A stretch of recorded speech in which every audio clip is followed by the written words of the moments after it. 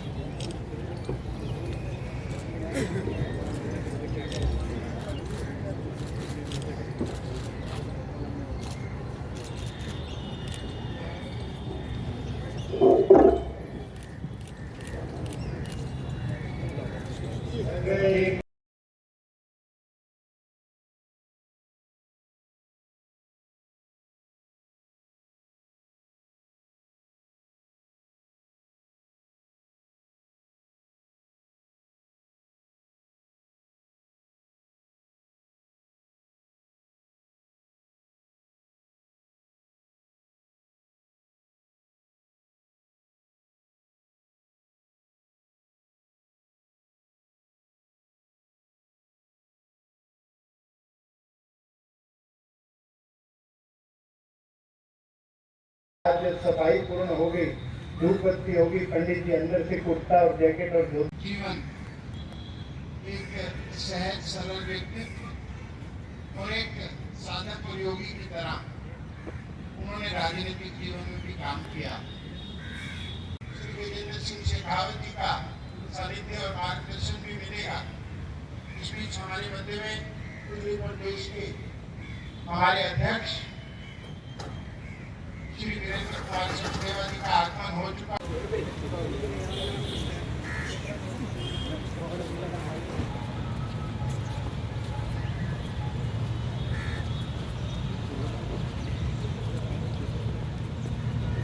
यहाँ पर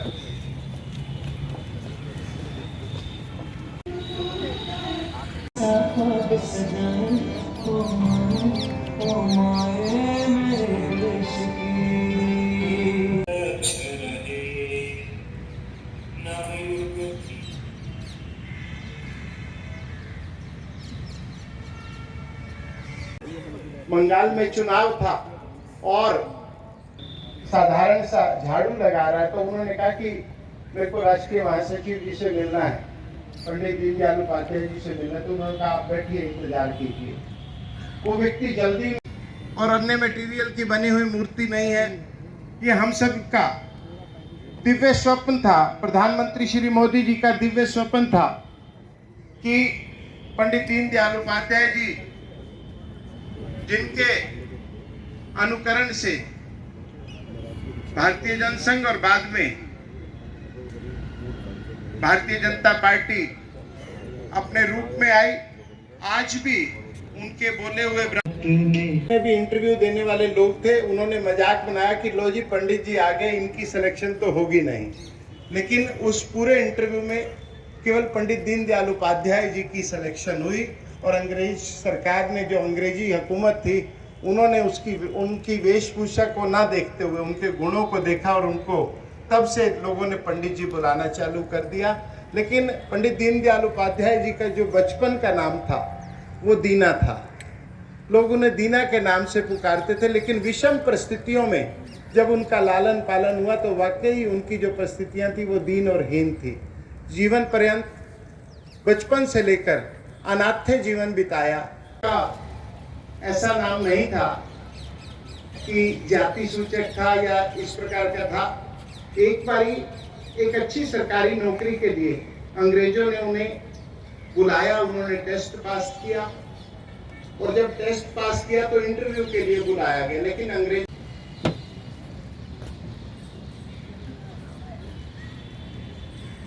हमारे सांसद एवं प्रदेश में महामंत्री श्री योगेंद्र चंदोलिया जी से अनुरोध कर रहा हूं कि वो मंच पर अपना स्थान ग्रहण करें। आदरणीय श्री पवन राणा जी से भी करबद्ध अनुरोध है कि वो मंच पर आसीन होकर हम सबको गौरवान्वित करें। श्री रमेश विधोड़ी जी, वरिष्ठ कार्यकर्ता एवं पूर्व सांसद, उनसे भी अनुरोध कर रहा हूं कि वो मंच पर अपना स्थान ग्रहण करें। श्री आदेश गुप्ता जी, पूर्व प्रदेश अध्यक्ष, हमारे मध्य में हैं, उनसे भी अनुरोध कर रहा हूं कि वो मंच पर अपना स्थान ग्रहण करें।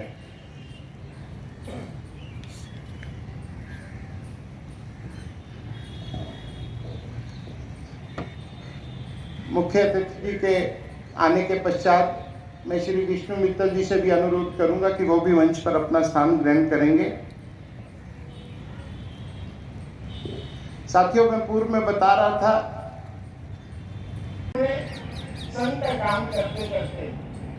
राष्ट्र धर्म पत्रिका की स्थापना की। 5 जने जो आज आप पढ़ते हैं, ये हम सबको गौरवान्वित करें, अभिनंदन करें। अपने माननीय केंद्रीय मंत्री जी हमारे बीच में पधारे, मंत्री जी श्री गजेंद्र सिंह शेखावत जी का सर्वप्रथम एकल गीत के माध्यम से इस युग पुरुष के चरणों में नमन करते हुए आपसे अनुरोध कर रहा हूँ।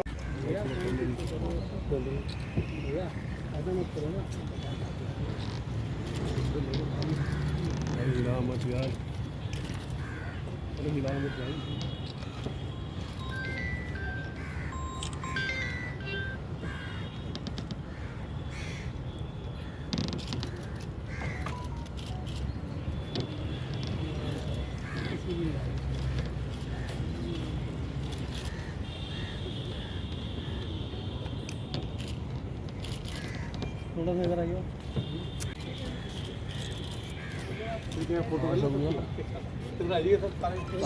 समाज की हवा के कारण गिरे, चांदनी चौक जिले के कार्यकर्ता पीछे चले जाए। अब मैं सीधे सीधे आमंत्रित कर रहा हूं माननीय प्रदेश अध्यक्ष जी को पंडित दीनदयाल जी के जीवन पर, और आज अपने मुख्य अतिथि जी का भी आमंत्रण उन्हीं के जिम्मे है। मैं प्रदेश अध्यक्ष जी से अनुरोध कर रहा हूं कि अपना उद्बोधन दें।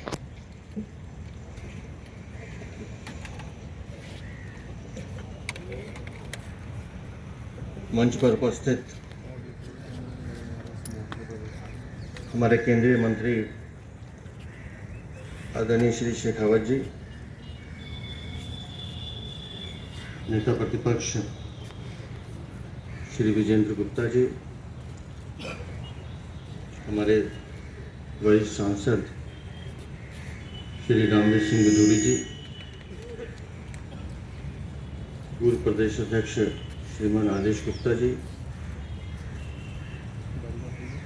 हमारे सांसद और महामंत्री श्री जोगेंद्र चंदोलिया जी, पूर्व सांसद श्री रमेश विधूरी जी, महामंत्री श्री विष्णु मित्तल जी और उपस्थित सभी कार्यकर्ताओं, भाइयों और बहनों। श्रद्धेय दीनदयाल जी उपाध्याय जी का जिक्र होता है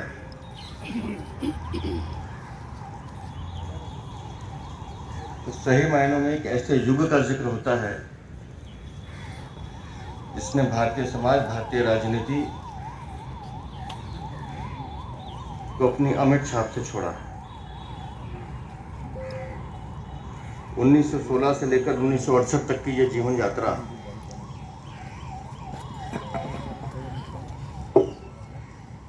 बेशक छोटी रही लेकिन बहुत बड़ी थी, विचारों में बहुत बड़ी थी, और जो विचार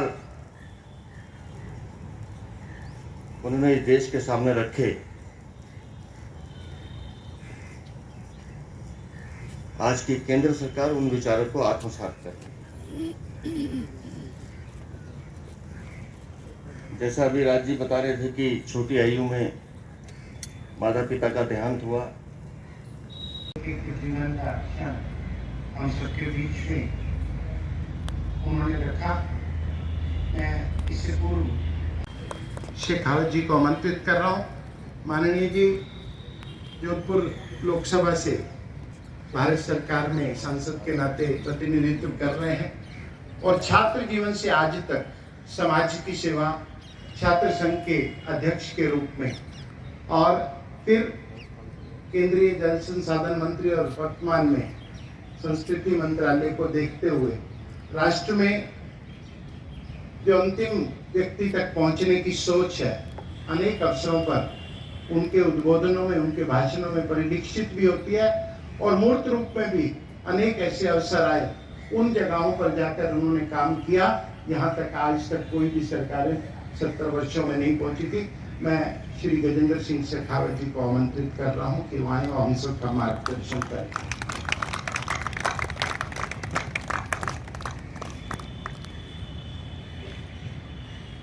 उपाध्याय जी के 108वें जन्म जयंती समारोह में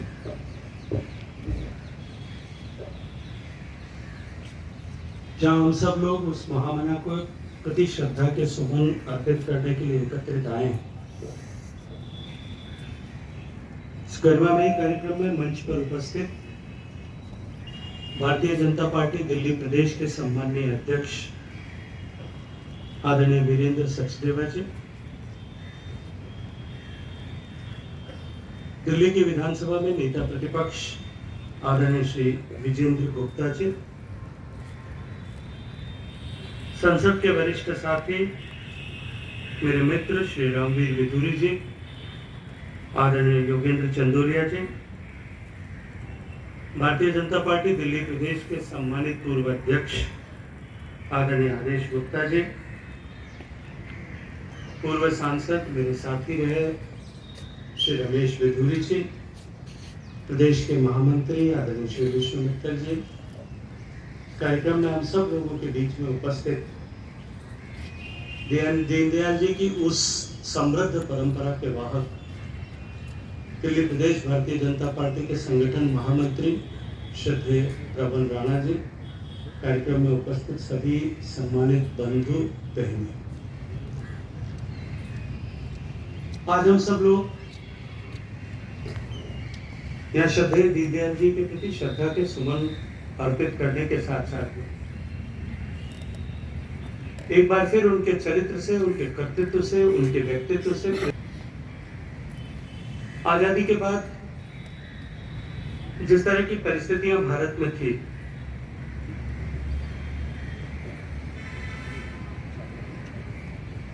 जिस तरह से विचार पर, कृतित्व पर और मानस पटल पर औपनिवेशिक विचार की छाया पूरी तरह से विद्यमान थी, उस परिस्थिति में वैचारिक आधार पर जिस संगठन को श्रद्धेय दीनदयाल जी ने श्यामा प्रसाद मुखर्जी जी के साथ मिलकर के खड़ा किया, आज उस संगठन का ने एक वटवृक्ष का रूप धारण किया और हम सब सौभाग्यशाली हैं कि आज दुनिया की सबसे बड़ी राजनीतिक दल जो एक विचारधारा के आधार पर काम कर रहा है, उसके कार्यकर्ता के नाते हम सब अपने विचार के प्रणेता को श्रद्धा सुमन अर्पित करने के लिए आए हैं और इस दृष्टिकोण से इस स्थान की महत्ता भी और अधिक बढ़ जाती है। पिछले इतने सालों में प्रगति करते हुए, गति से काम करते हुए भारत आज उस मुकाम पर जाकर के पहुंचा है कि पूरे विश्व की भारत की तरफ देखने की दृष्टि बदली, पूरे विश्व का भारत की तरफ देखने का नजरिया बदला। एक नया आदर का भाव भारत ने पिछले कुछ वर्षों में अपनी साधना के पथ पर काम करते हुए अर्जित किया है। विश्व बंधुत्व के भाव से काम करते हुए आज हमारा देश आदर का गुरुत्व प्राप्त करते हुए विश्व के नेतृत्वकर्ता के रूप में उभर रहा है।